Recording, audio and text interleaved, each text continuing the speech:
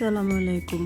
এই টুকরো কাপড় দিয়ে এত সুন্দর অসম্ভব জামাটি তৈরি করার জন্য আপনারা প্রথমে কাপড়কে কেটে নেবেন। তো আমি এটা 3 থেকে 4 বছরের বাচ্চার জন্য বানিয়েছি।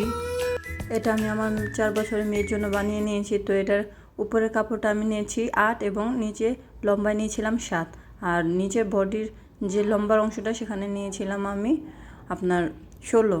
তো এখন আমি এটাকে আপনার কিভাবে সেলাই করবেন ওটা দেখিয়ে দিচ্ছি একটুখানি। প্রথমে আমি গলাটা সেলাই করব। তো গলার পাইপিনের জন্য 1 ইঞ্চি পাইপিনের জন্য কাপড় কেটে নিয়েছি এবং চিকন করে পাইপিং দিয়ে নিয়েছি। এভাবে আমি দুটো গলা সেলাই করে নেব। তো এভাবে আমি 2টি গলা সেলাই করে নিব। আমার ভিডিওটা যদি ভালো লাগে আপনাদের প্লিজ লাইক এবং সাবস্ক্রাইব করবেন, কারণ আমি প্রথম ভিডিও বানাচ্ছি তো একটু সমস্যা হচ্ছে। এভাবে করে আমি 2টি গলা সেলাই করব এবং মাঝখানে একটা কাট বসিয়ে নিব, কারণ এখানে আমি আপনার চেন দিব না।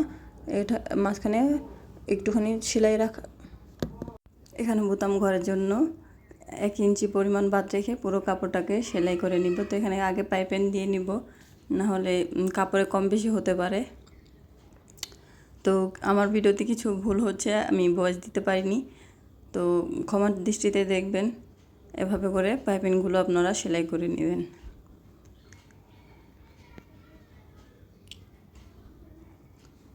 একটার উপর একটা রেখে তারপরে আপনারা এই জিনিসটাকে 1 ইঞ্চি বা 2 ইঞ্চি পরিমাণ বাদ দিয়ে পুরো কাপড়টাকেই সেলাই করে নেবেন। তাহলে আর আপনাকে এক্সট্রা করে চেন লাগাতে হবে না জামার মধ্যে। এই তো হয়ে গেছে। এখন আমার যে লম্বার কাপড়টা আছে, তো আমি একটার সাথে একটা জোড়া দিয়ে নিব। যেহেতু টুকরো কাপড়, তো আমাকে এখানে জোড়া দিতেই হবে। আমি জোড়া দিয়ে নিচ্ছি। যারা আমার ভিডিওটা দেখবেন প্লিজ বাজে কমেন্ট করবেন না, কারণ প্রথমবার ভিডিও বানালাম, একটু সমস্যা হচ্ছে। এভাবে করে আমি পুরো কাপড়টাকে সেলাই করে নিব এবং একটির উপরে একটি বসিয়ে ছোট ছোট কিছু কুচি বসিয়ে নিব, যাতে জামাটা দেখতে সুন্দর হয়। তো এই তো আপনাদের সাথে কথা বলতে বলতে আমার কাজটা শেষ হয়ে যাচ্ছে। বাড়িতে অনেকেরই টুকরো কাপড় থাকে যেটা ফেলে দিতে হয়। তো আপনাদের সুবিধার জন্য আমি ড্রেসটি নিয়ে আসছি, আপনারা অবশ্যই ট্রাই করে দেখতে পারেন। ইনশাল্লাহ আপনাদের উপকার হবে। যাদের ছোট বাচ্চা আছে, বাবু আছে, তারা এরকম ছোট ছোট টুকরো কাপড় দিয়ে এত সুন্দর অসম্ভব জামা বানিয়ে নিতে পারবেন। এই তো আমার কুচি দেওয়া শেষ হয়ে গেছে। এবার আমি গলা দুটোকে মিলিয়ে নিব। দুটো গলা একসাথে বসিয়ে দোনোটাকে সেলাই করে নেব। চাপ সেলাই দিতে হবে, যেহেতু আমি সেলাই করছি তো আমি একটু একটু করে সেলাই দিয়ে নিয়েছিলাম। তো আপনারা একটুখানি মজবুত সেলাইয়ের জন্য 2টি করে সেলাই দিয়ে নেবেন। এই তো আমার সেলাই করা শেষ। এখন আমরা হাতাটাকে জয়েন করে নেব। আমি এখানে আপনার বেবিদের জন্য ছোট হাতা, যেহেতু গরমকাল তাই ওদের জন্য একেবারে ছোট সিম্পলের হাতা দিচ্ছি, যাতে বাচ্চারা গরমে আরামের জন্য এই জামাটা পরতে পারবে।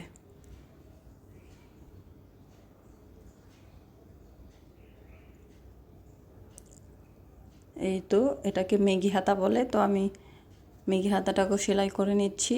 তো আমার হাতাটাও সেলাই করা শেষ। এভাবে একটুখানি সেলাইয়ের মাঝে নখ দিয়ে ঘষে দিব, যার কারণে সেলাইটা মজবুতভাবে বসে যাবে। তো এখন আমি ফিতা তৈরি করব।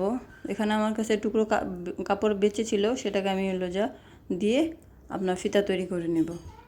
ফিতার পরিমাণটা আমি 1.5 ইঞ্চি মতন রাখছি, কারণ এখানে 1/2 ইঞ্চি একটু সেলাই নিলে,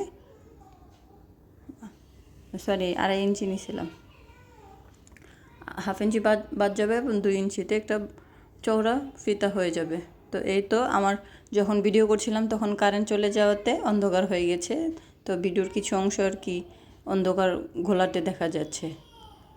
যদি ভিডিওটা ভালো লাগবে প্লিজ আমার চ্যানেলটাকে লাইক করেন, সাবস্ক্রাইব করবেন, আর বাজে কমেন্ট করেন না, কারণ ফার্স্ট টাইম ভিডিও বানাচ্ছি, এর জন্য অনেক কিছু ভুল হচ্ছে।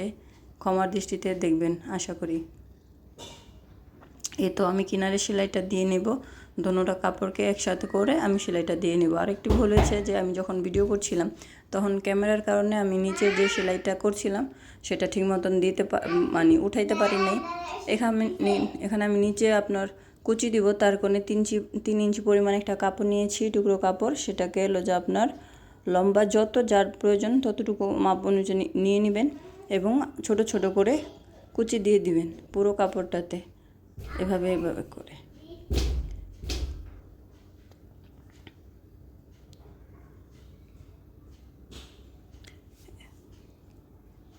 এই তো আমার জামাটা সেলানো শেষ। আশা করি আপনাদের অনেক উপকার হবে। এই যে দেখুন কত সুন্দর, আমার মেয়ের পুরো পারফেক্ট হয়েছে জামাটা। তো আশা করি আপনাদের এরকম বাচ্চা থাকলে আপনারা এত সুন্দর জামাটা বানিয়ে নিতে পারবেন। আশা করি উপকারিত হবেন। আল্লাহ হাফেজ। পরের ভিডিওর জন্য